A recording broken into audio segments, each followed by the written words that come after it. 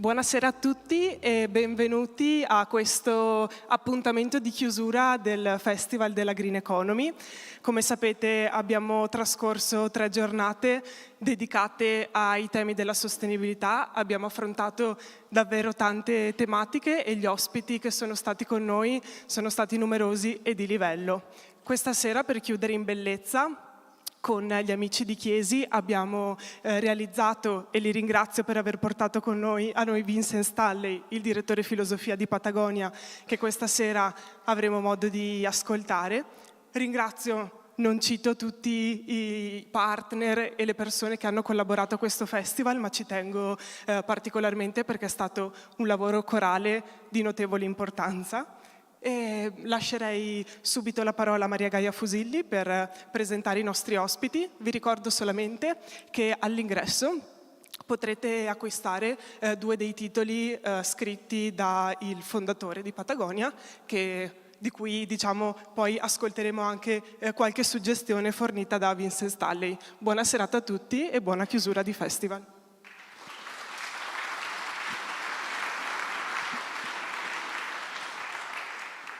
Okay, so we're talking in English now.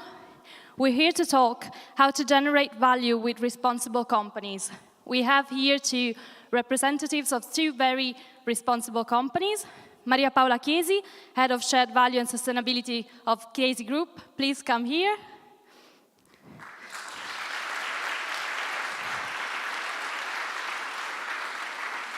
And we have, of course, Vincent Stanley, Director of Filosofia Patagonia. Please.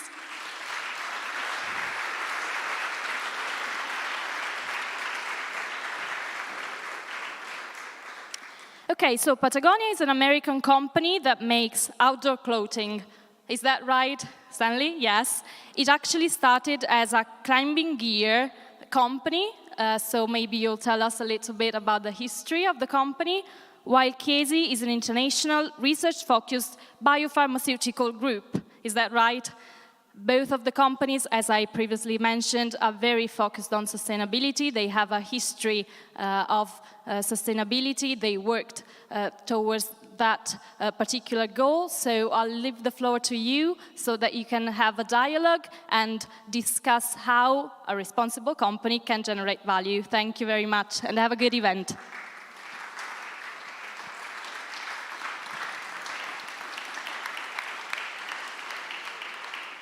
Okay, so great. Thank you so much. It's really a wonderful occasion to have you here in Parma, Vincent, and I'm so grateful to the Green Week to have organized this amazing event here in our hometown. I have to say that it's not the first time I meet Vincent. The first time we encountered was in 2017, so 6 years ago. It was a time in which we in Chiesi were really struggling to understand what sustainability meant to us.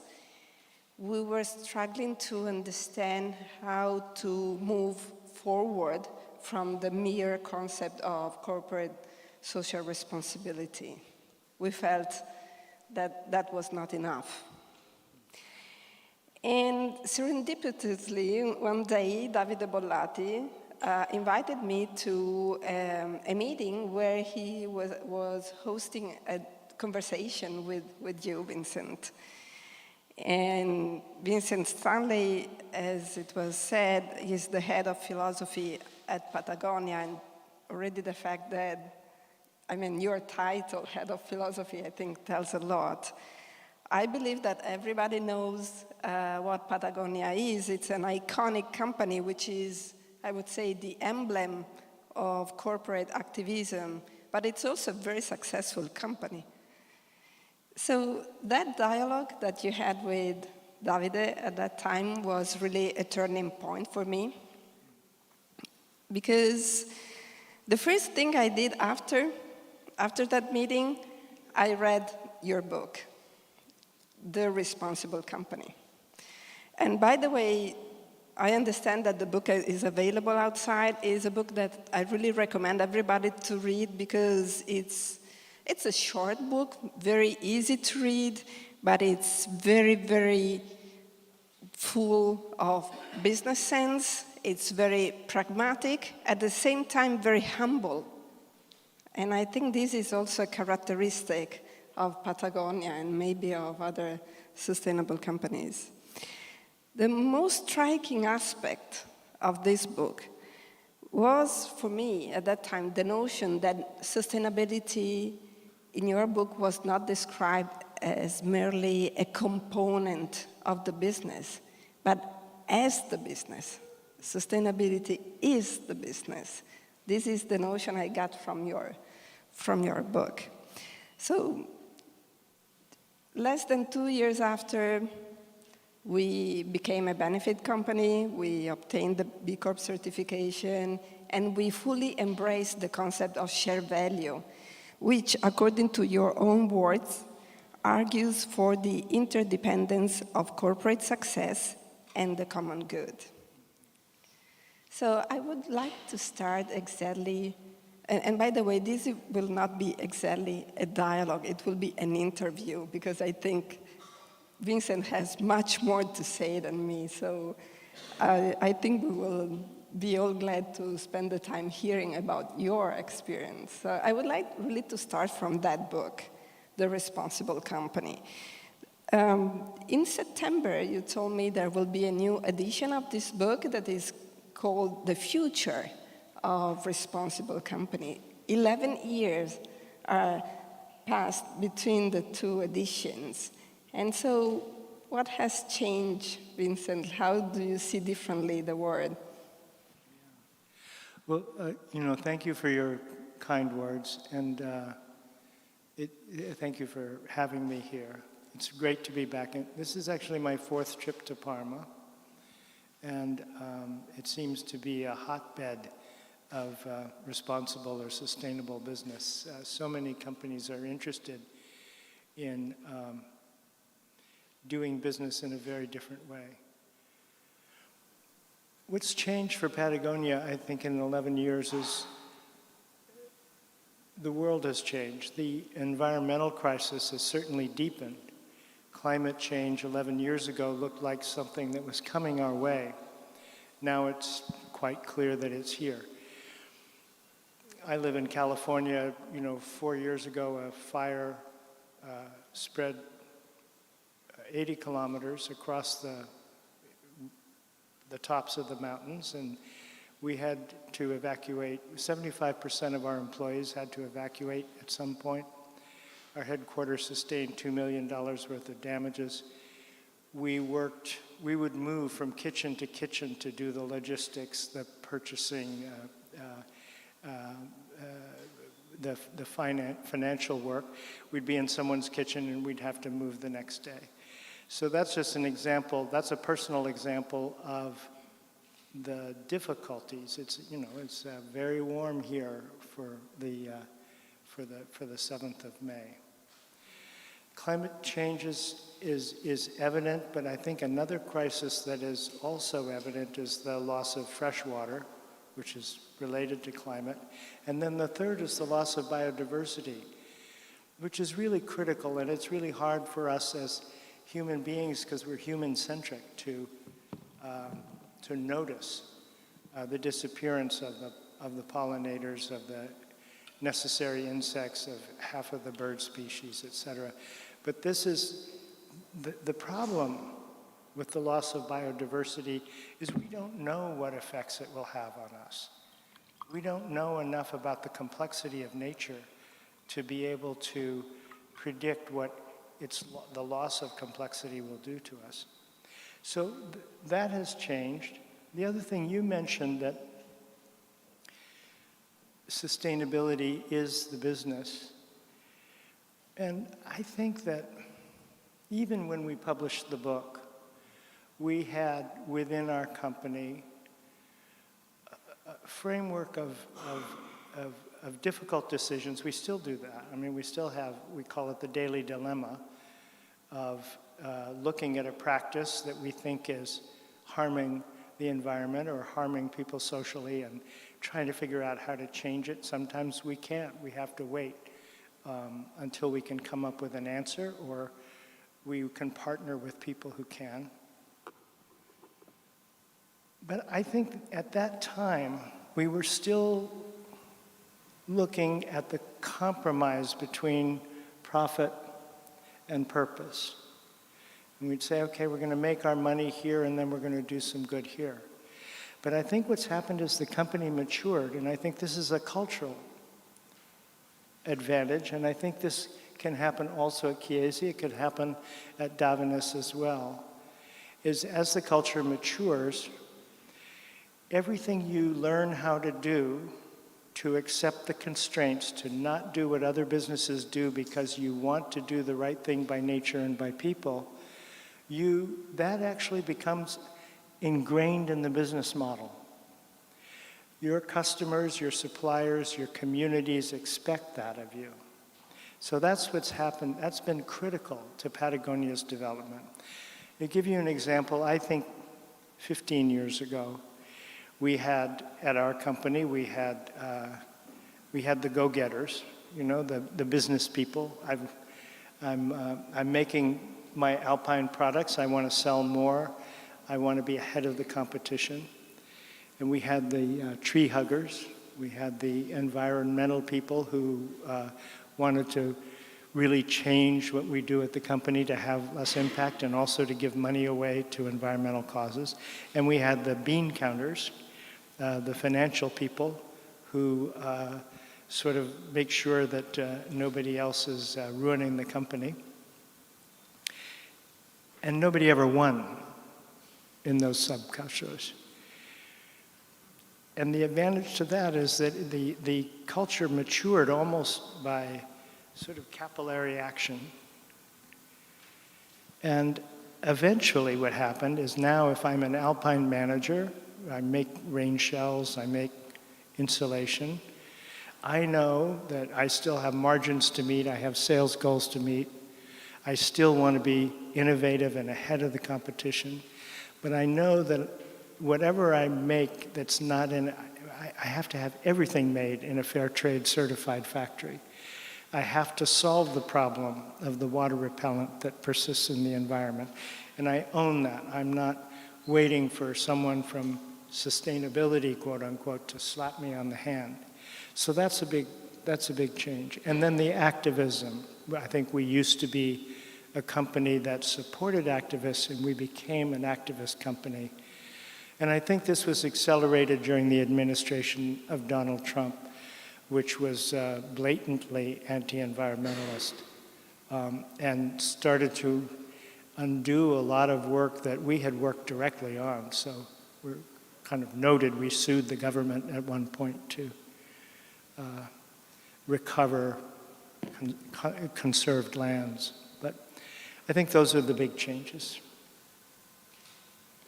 And can you anticipate anything about the new book, The Future of Responsible Company, in which way it will be different from the previous edition? Yeah. Well, you know, I think that one of the lessons we've learned, and I think this is also sort of central to your community, is we got involved in the food business in a very small way. It's called Patagonia Provisions. It's only a few $1 million in sales every year. But what we learned was that when you actually restore soil to health, when you build topsoil by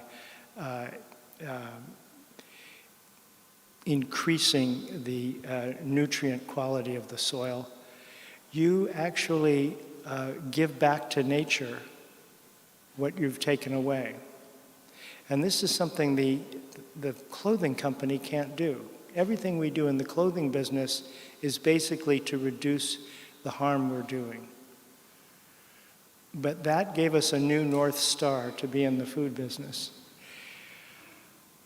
And I think the other thing that tells us, if we look 10 years into the future, if we look at all that we need to do to restore the health of nature and also human communities, the community, the health of the community is the proper measure. You know, we're both part of the B Corp movement, and I think that's great. I think that's significant for business. But everything that business does that's harmful to nature and to society is not necessarily felt by the business itself, but by the communities where the harm is done. And I think, I give you an example. It's kind of I think it was a critical lesson for us. When we decided to switch to organic cotton, we did so because we learned of the harmful chemicals used in cultivation of cotton. And we bought all our cotton for 1 year's production from the San Joaquin Valley in California. And we thought we had done all our homework, but what happened was, when we bought that cotton from farmers, we broke our connection to the global supply chain because the farmers had no relationship to the spinners that turn the fiber into yarn, no relation to the mills that turn that into fabric. So then we had a problem. We would go to the spinners and we say, oh, here we are. Can you take our organic cotton and turn it into fiber? Oh, no, they said. We hate organic cotton. It gums up our machines. So all of a sudden, our people are within the company are in revolt. Now they say, I've got to do everything I did last season. We have to design the clothes, color them, do the specs.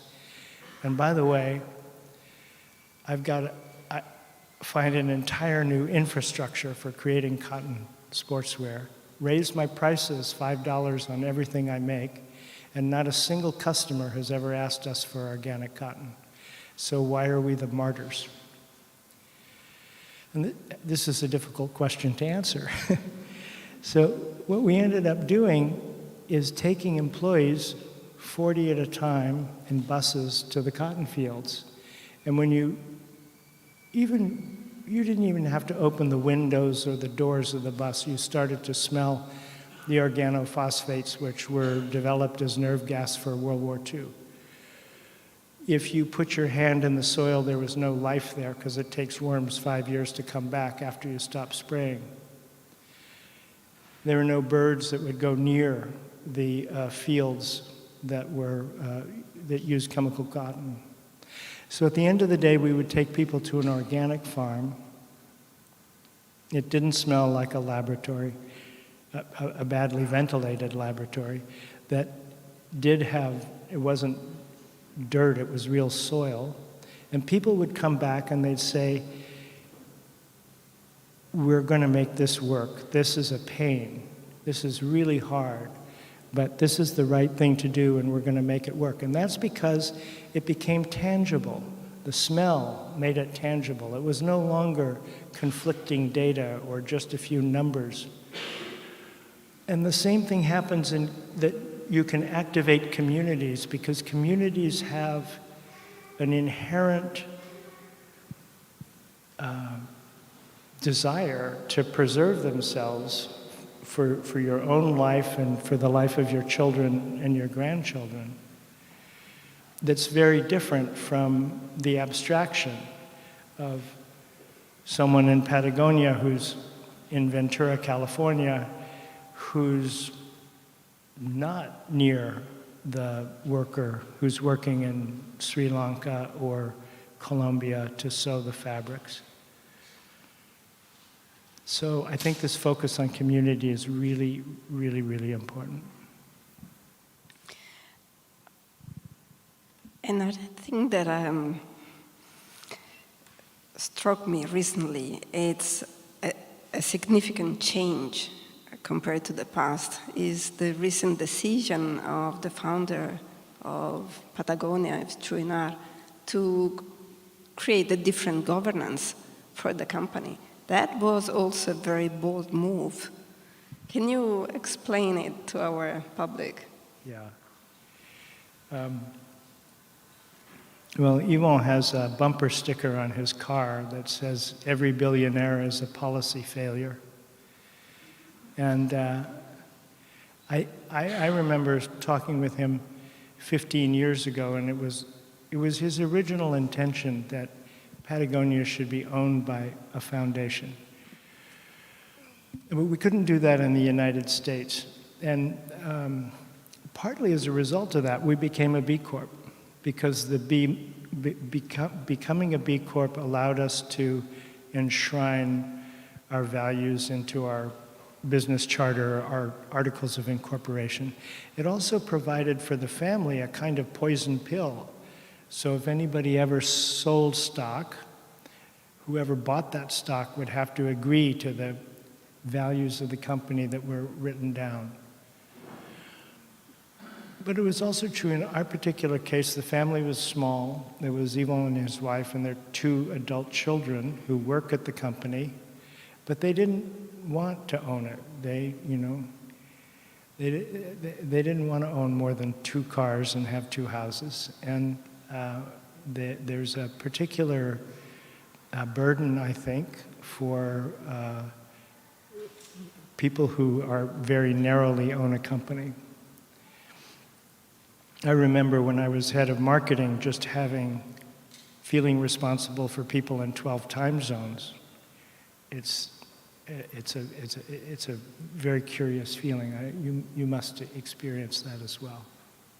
So it was a good move for the family to finally be able to donate Patagonia, the value of the whole stock held by these 4 people, into a foundation, and then to create a second foundation that allows us to donate a lot more money than we were able to before, and to do the same kinds of projects of supporting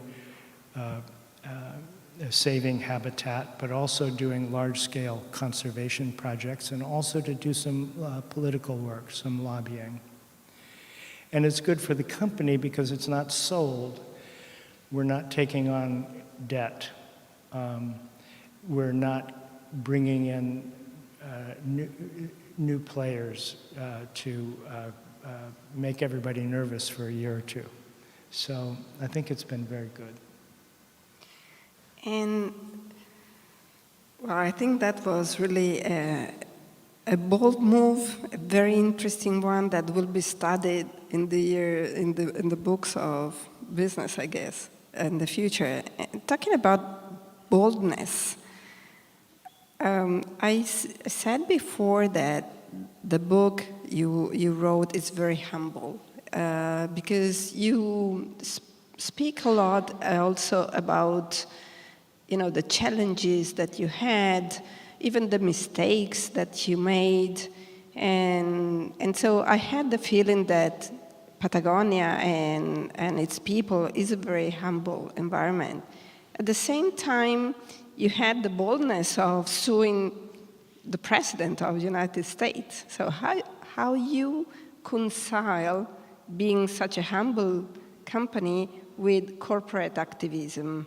Isn't that a sort of contradiction? Well, yes. But I think a lot of the things that we do that may look bold, we have some experience doing. So, for instance, if I were to, jump off a bridge into the Parma River, I would sustain considerable damage. But if I were a trained diver and the water was high, that trained diver could do it very successfully. So there are a lot of things that we're used to doing, and we've gained some muscle and some competence. Suing the government, we participated we not necessarily participated, we eventually joined a lawsuit from American Indian tribes against the government. So we had very competent lawyers doing that. It's funny, though, the one thing that was rather bold was we sued the president the same week that fire was raging in Ventura. So we had an awful lot on our plate that week. But I think that boldness doesn't necessarily contradict humility. And I think humility is important mostly because we're in a world where We don't know what to do. We have to figure it out. And as we figure it out, we have to share that knowledge. So there's really no room for anything but humility. And at the same time, there's no room for anything but boldness, because we really have to act. So. And talking about acting, we are currently hearing a lot talking about stakeholder capitalism. So I want to read a definition of your book about stakeholders. You say a responsible company owes a return not only to stockholders, but to something that has come to be called stakeholders, entities dependent on or beholden to the company, but also on which the company depends. So now we are talking about stakeholders capitalism as opposite to shareholder primacy or to the old conception of capitalism. Where do you think we are here? Is it a buzzword? Is it fashion? Is it really a revolution that is occurring? It's hard for me to tell, but I do think that the current version of capitalism that we have, which dates to the Milton Friedman 1970 article of shareholder primacy, turns out to have been bad for business as well as for communities. Because if you focus on the short term, it just makes it very difficult to plan. It also makes it very difficult to solve long-term problems. So I think what happens is a lot of companies grow in order to cover up the problems they have rather than solve them. And it goes against human nature to say that the only thing a business cares about is its return to stockholders. Most businesses are not founded to make a fortune for the people who start the business. Most businesses are started with a particular idea. Your family is in the pharmaceutical business. Davide Boladi's family is in the skin care business. They were chemists. Yvon Chouinard was a tinkerer. He was a mountain climber, and he made mountain climbing gear that he could use. People who got into the clothing business tend to be people who loved clothes.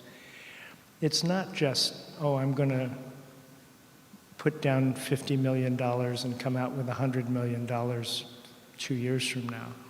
But that's the notion of business that has been, that's the primary idea behind business for the past 50 years. The stakeholder capitalism idea recognizes that we have obligations to our employees, to our customers, to our communities, our suppliers, and also, I think, now to the natural world. I think it also needs to be combined with a very deep purpose for the business, because consulting or caring about all of your stakeholders is essential, but it doesn't really help the business define itself going forward into the future. It doesn't help us decide, okay, how are we going to be in the world? What are we going to do next? That's something that has to be there very strongly, or stakeholder capitalism can be aimless in some way.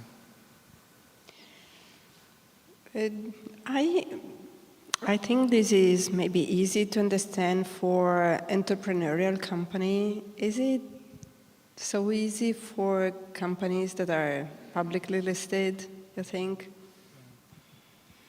No, you know, it's interesting. There are more publicly listed companies now that want to become B Corps, and some are. It always interests me that in the United States there are only 3,700 publicly traded companies, as opposed to hundreds of thousands of family-held, privately held businesses.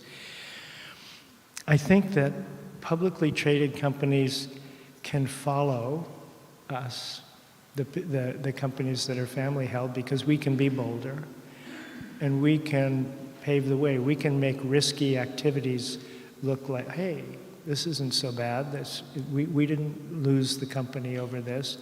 And it enhanced our reputation, and it made our employees happy and made them love us more. You know, I think that there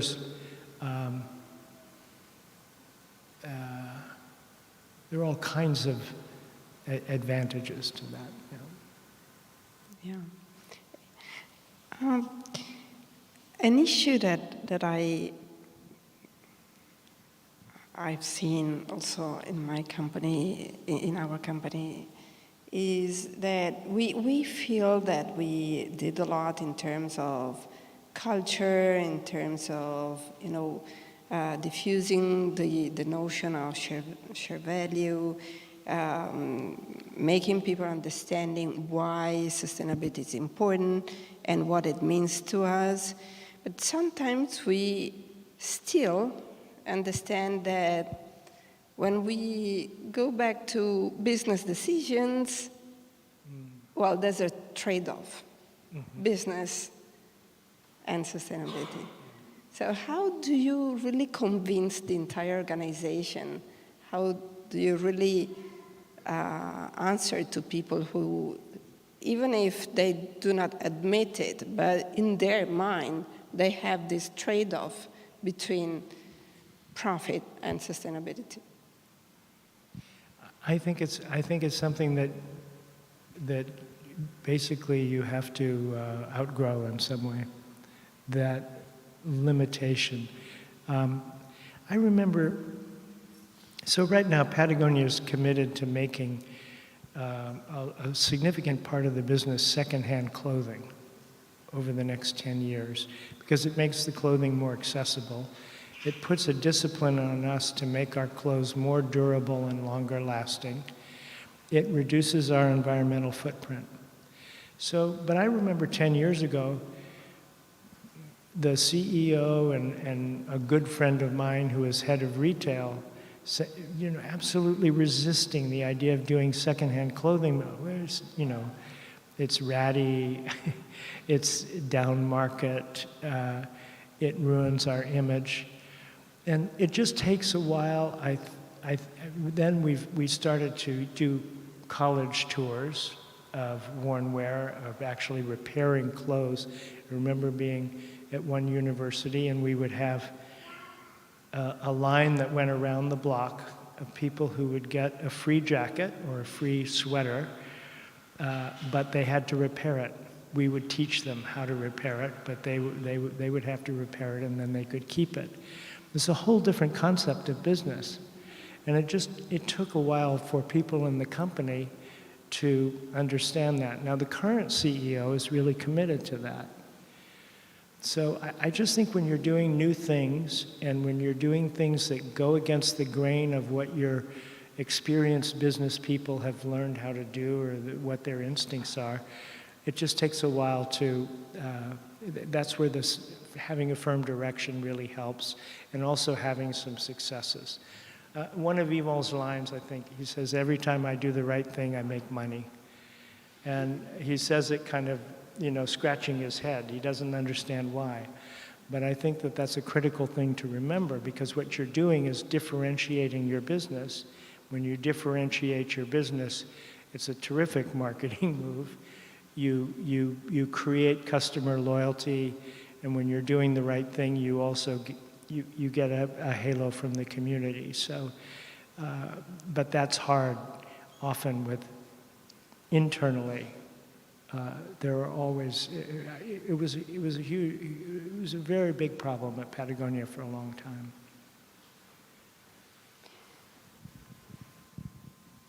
You said in your book that culture, you create culture by sharing knowledge. There is a lot about sharing knowledge in your book, and I think this is also your own personal, in a way, activity of sharing knowledge. Now, can you elaborate a little bit about this?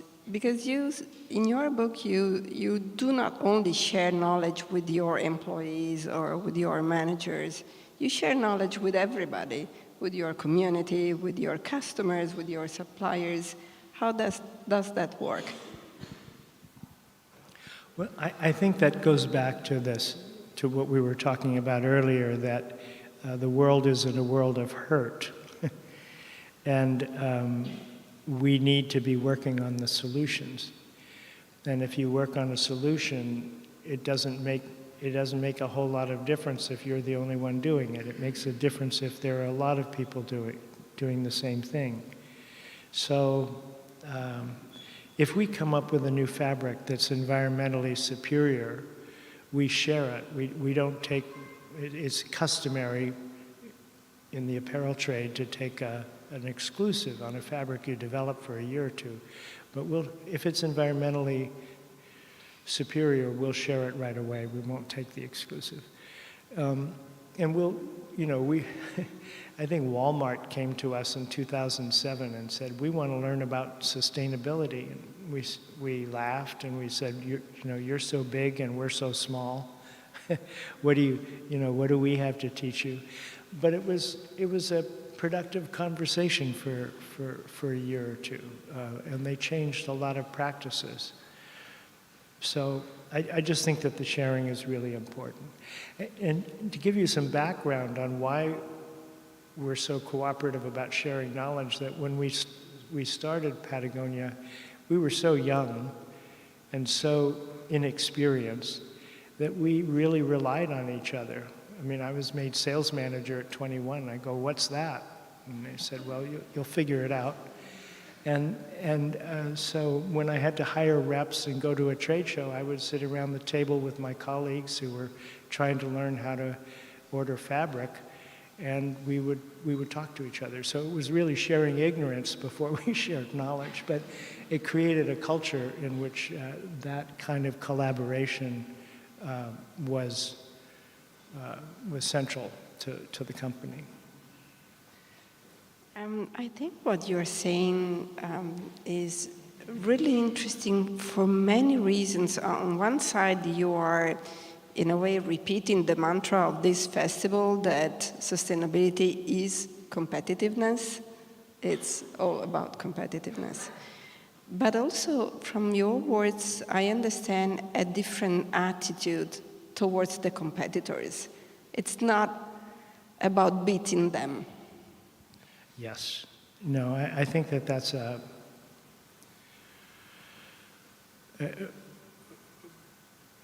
it's certainly not about beating the competition.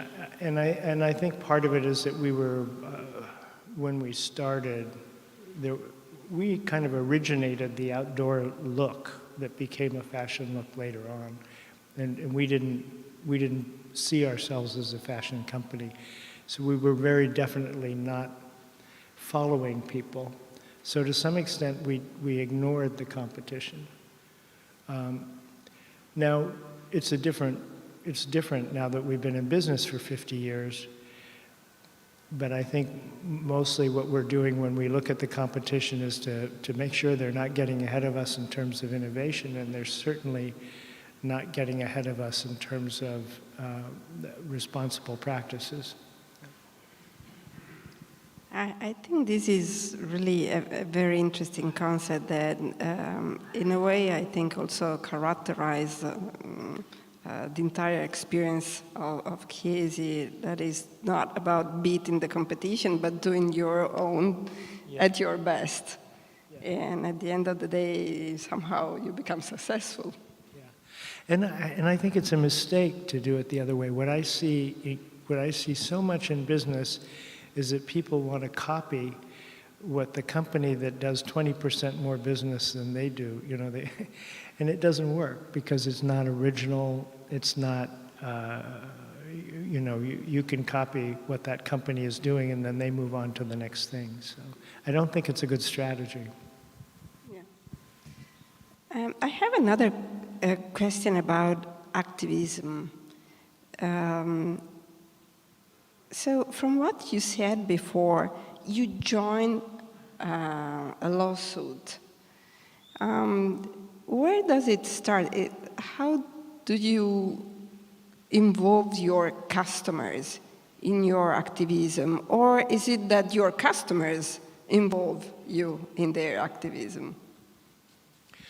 We actually see this as, again, if we look 10 years out, we see the engagement of our customers as key to the business. We see this as another way to, if we're going to serious about saving our home planet, of mobilizing the community that we have to undertake actions that are going to help.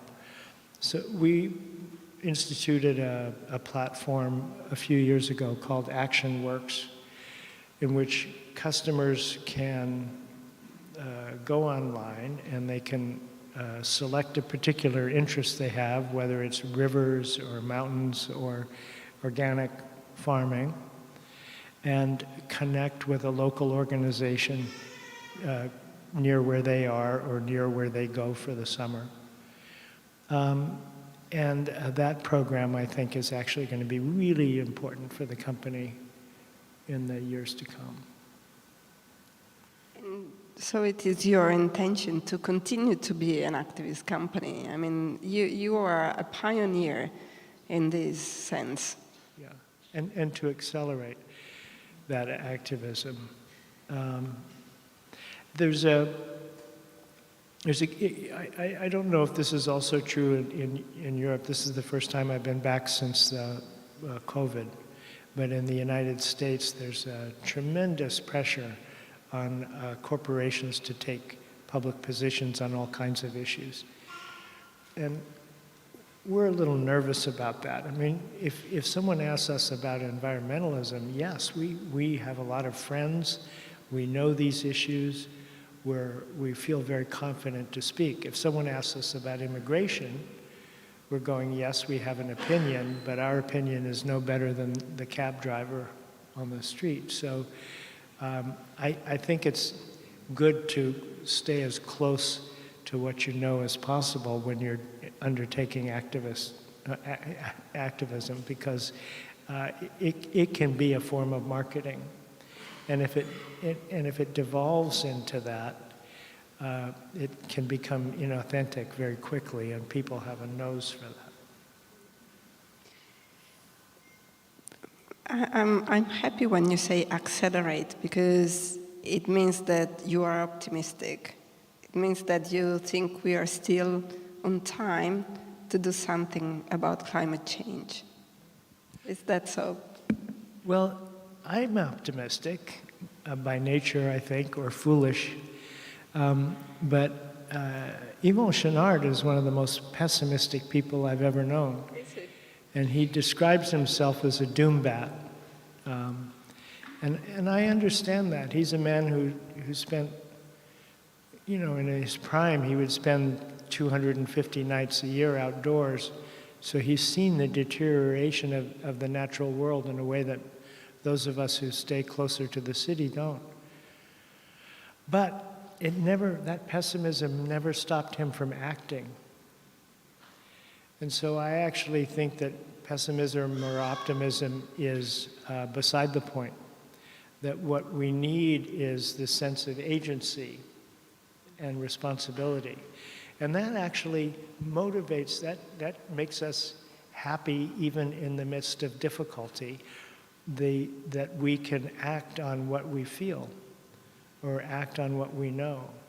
And if you can't do that, if you feel that you can't do that, that's a major loss of human capacity. So I think that sense of agency is much more important than optimism or pessimism. I have a good joke. I don't know if it will translate, but what's the difference between a pessimist and an optimist? A pessimist says, oh, things can't get any worse. And an optimist says, oh, yes, they can.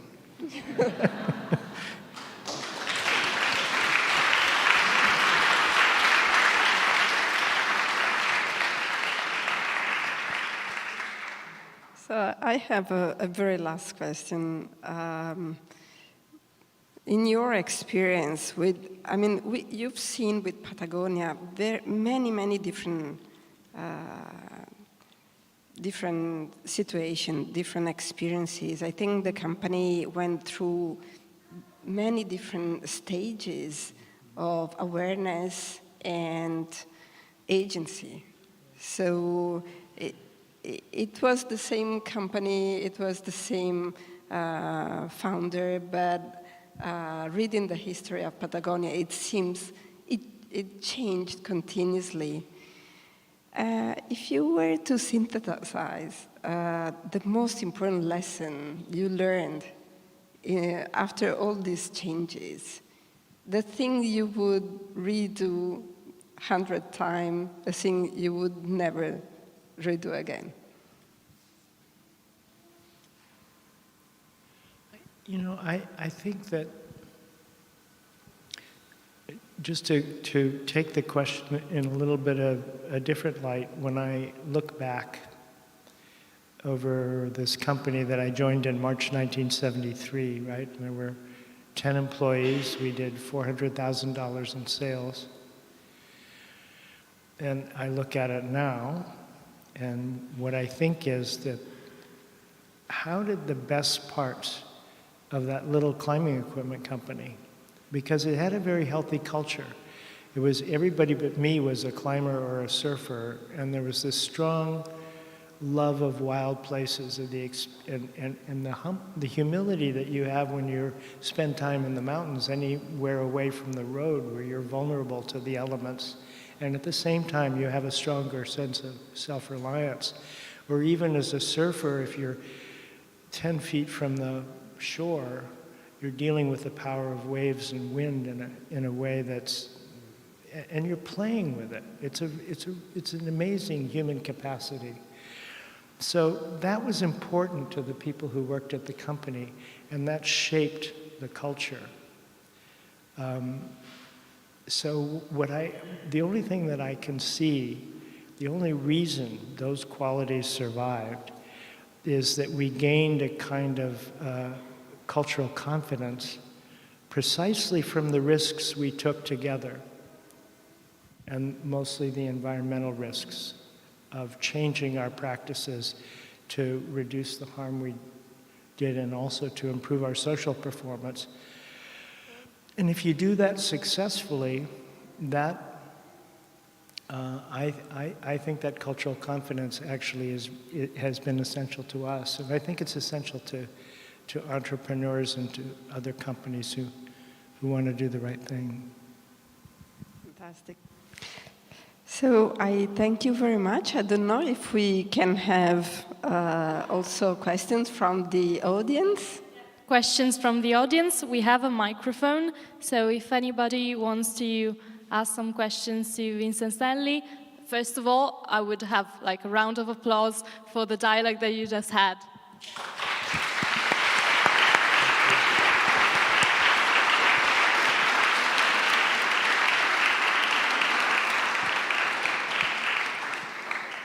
It was very interesting and also gave us a little bit of hope in a difficult time, so thank you very much.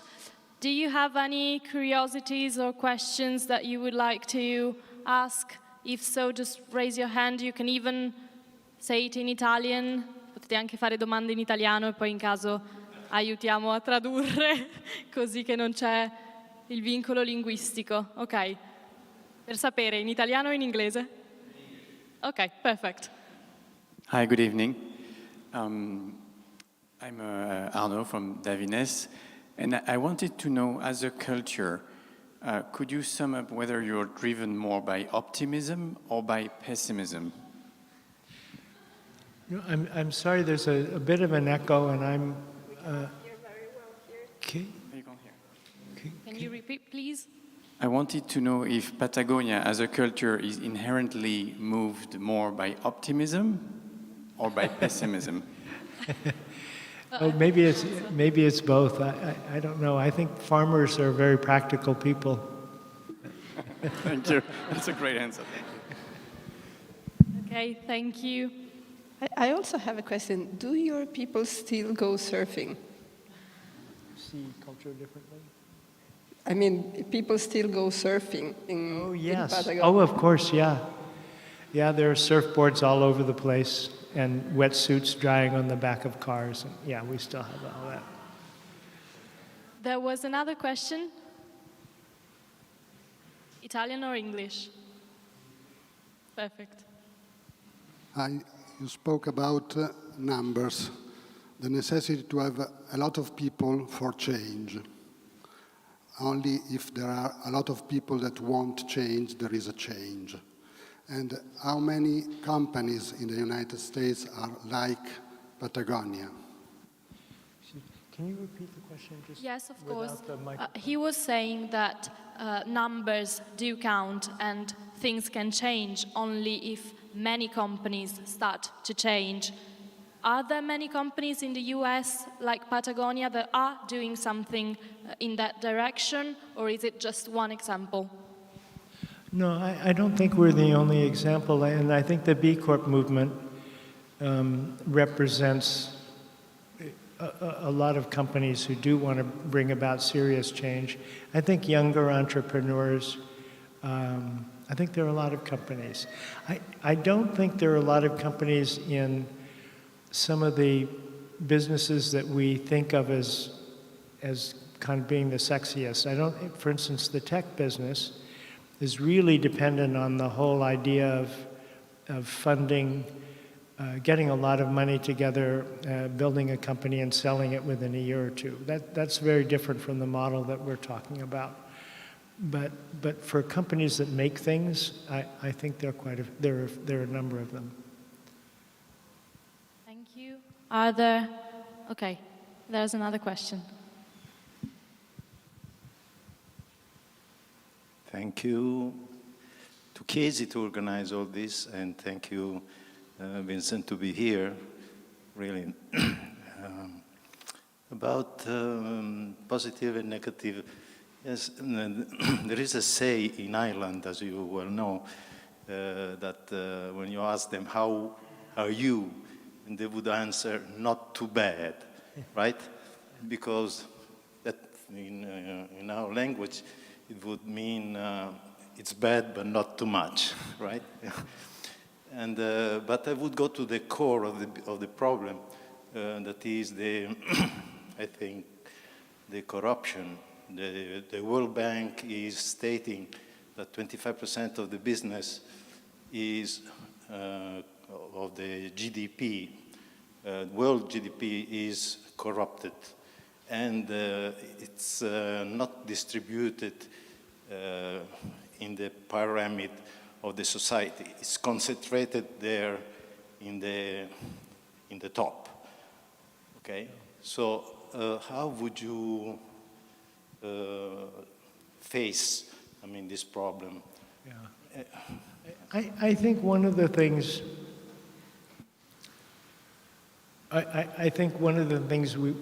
we need to do is to start to model good behavior, and to also to create organizations and businesses within the economy that are authentic and that meet people's needs and that are good for the planet.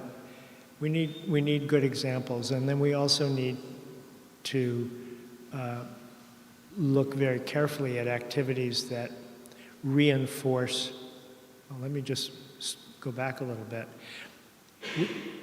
There's no excuse for being socially unfair, and there's no excuse for rich nations exploiting the poor. But I think we each have something to contribute, and for business, I think the thing that we can contribute is to provide things that people need and do it in the right way. And the advantage of business is that it's self-sustaining, that we can make things and we can pay our own way. We don't have to go to the government to raise taxes. We don't have to go to rich people for donations. So I think your question is critical, but it's also for civil society, for government, and it's also for business to keep an eye on that, so that we don't participate in that kind of bad activity that has gone on for so long. Thank you very much. What about blockchain? Do you think it can be an important instrument to locate and to defend the system against corruption? What kind of change? So blockchain. Oh yeah, it could. Yeah, I don't know, but it could, because it theoretically it makes things traceable, and so that could be very significant. Thank you very much. Okay, is there one last question? We could get it? Okay. Thanks very much. I mean, this is about how institutions and specifically the political landscape influenced, your company's history. You went through, different changes. You mentioned the Trump administration, environment. So I'm interested in hearing how institutions, get any changes or interaction with you throughout your companies. I think, if I understand your question correctly, I think what we've done over the years is to adapt to the political situation. And what often happens in the United States when we have an anti-environmental administration, the states and the municipalities start to strengthen their activities. And so we strengthen our ties with them. I think that that we really need the partnership of all three elements: civil society, government, and business. And every once in a while we have that, but most of the time we don't. So we have to sort of make do with what we have at the moment. Right now we have a strong national administration. It doesn't look like that when you read the papers, but the kinds of legislation that we've had in the States is, especially dealing with climate change, is much better than anything we've had before. We can't move forward if we don't have a, strong partnership. This is the... Yeah, you don't stop because the government is giving you a bad time. Okay. Thank you.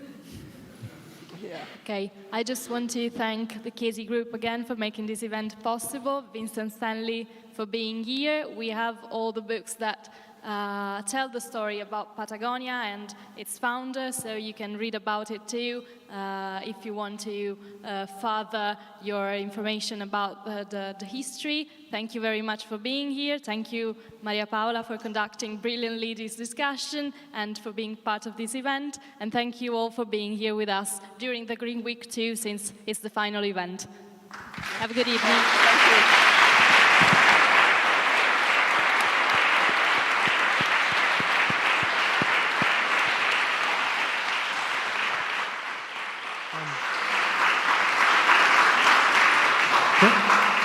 Thank you, Parma, for being such a lively and engaged community.